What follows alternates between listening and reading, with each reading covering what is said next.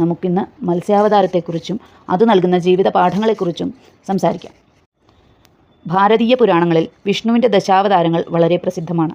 അവയിൽ ആദ്യത്തെ അവതാരമാണ് മത്സ്യാവതാരം, ഒരു മത്സ്യത്തിൻ്റെ രൂപത്തിൽ. ഇത് വെറും ഒരു പുരാണ കഥയല്ല, ജീവിതത്തിൽ ധർമ്മം, ജ്ഞാനം, സംരക്ഷണം എന്നിവയുടെ മഹത്വം പഠിപ്പിക്കുന്നതാണ്. ഒരിക്കൽ പ്രപഞ്ചം സൃഷ്ടിക്കപ്പെട്ടാൽ അത് 432 കോടി വർഷം നിലനിൽക്കും. അതിനൊടുവിൽ ഒരു മഹാപ്രളയമുണ്ടായി എല്ലാം സംഹരിക്കപ്പെടും. പ്രളയത്തിൽ ഭൂമി തുടങ്ങിയ എല്ലാ ലോകങ്ങളും ജലത്തിനടിയിലാകും. ഇപ്പോഴത്തെ കൽപ്പത്തിന് തൊട്ടു മുൻപുള്ള കൽപ്പത്തിനൊടുവിൽ പ്രളയത്തിനു മുൻപ് മനു എന്ന രാജർഷിയായിരുന്നു ഭൂമിയുടെ അധിപൻ. മനുഷ്യവംശത്തിൻ്റെ ആദ്യ പിതാവാണ് അദ്ദേഹം. ഒരു ദിവസം കൃതമാല എന്ന നദിയിൽ സന്ധ്യാവന്തന വേളയിൽ തൻ്റെ പിതൃക്കൾക്കായി തർപ്പണം ചെയ്യുന്ന സമയത്ത് അദ്ദേഹത്തിൻ്റെ കൈക്കുടനയിൽ ഒരു കുഞ്ഞു മത്സ്യം വന്ന് അകപ്പെട്ടു. ആ കുഞ്ഞു മത്സ്യം തന്നെ സംരക്ഷിക്കണമെന്ന് അദ്ദേഹത്തോട് ആവശ്യപ്പെട്ടു.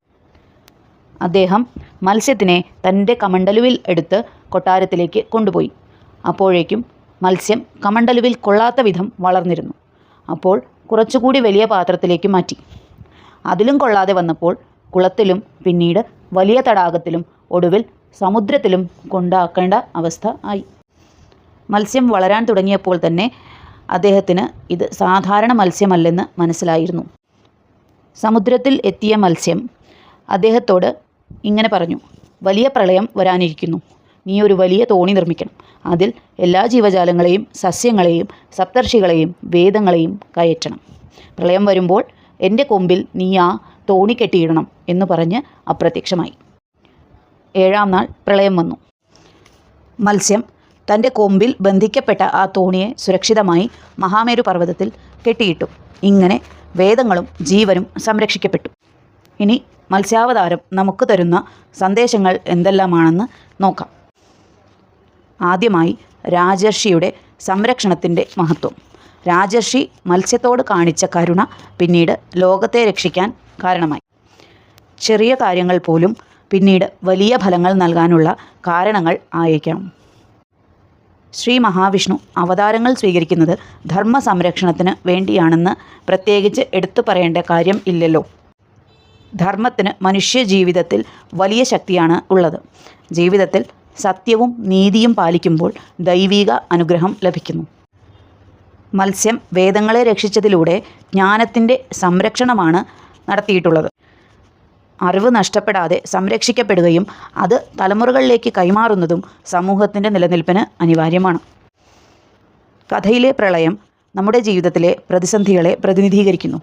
വിശ്വാസവും ധർമ്മവും പിടിച്ചു നിൽക്കുമ്പോൾ പ്രതിസന്ധികളെ നിഷ്പ്രയാസം അതിജീവിക്കാം. കരുണയും ഉത്തരവാദിത്തവും വലിയ മാറ്റങ്ങൾ സൃഷ്ടിക്കുമെന്നത് രാജർഷി ഒരു ചെറിയ മത്സ്യത്തെ കരുണയോടുകൂടി സംരക്ഷിക്കുന്നതിലൂടെ നമുക്ക് മനസ്സിലാക്കി തന്നു. ചെറിയ കാര്യങ്ങളെ അവഗണിക്കരുത്, അവ വലിയ മാറ്റങ്ങൾക്ക് കാരണമാകും. പ്രതിസന്ധികളിൽ വിശ്വാസം നഷ്ടപ്പെടാതെ മുന്നോട്ട് പോകുക. ജ്ഞാനത്തെ സംരക്ഷിക്കുക, അറിവ് തലമുറകളിലേക്ക് കൈമാറുക. ധർമ്മം പാലിക്കുക. സത്യവും നീതിയും ജീവിതത്തിൻ്റെ അടിസ്ഥാനമാണ്. മറ്റുള്ളവരെ സംരക്ഷിക്കുന്ന കരുണയോടുകൂടിയുള്ള മനോഭാവം ലോകത്തെ രക്ഷിക്കാൻ കാരണമാകും. ജീവിതത്തിൽ പ്രതിസന്ധികൾ വരും, പക്ഷേ ധർമ്മവും വിശ്വാസവും കരുണയും നമ്മെ സംരക്ഷിക്കും. ജ്ഞാനം, സംരക്ഷണം, ഉത്തരവാദിത്തം ഇവയാണ് മനുഷ്യജീവിതത്തിൻ്റെ അടിസ്ഥാനങ്ങൾ. അതുകൊണ്ട് മത്സ്യാവതാരത്തിൻ്റെ കഥ പുരാണത്തിലെ ഒരു സംഭവം മാത്രമല്ല, ജീവിതത്തിനുള്ള മാർഗദർശി കൂടിയാണ്.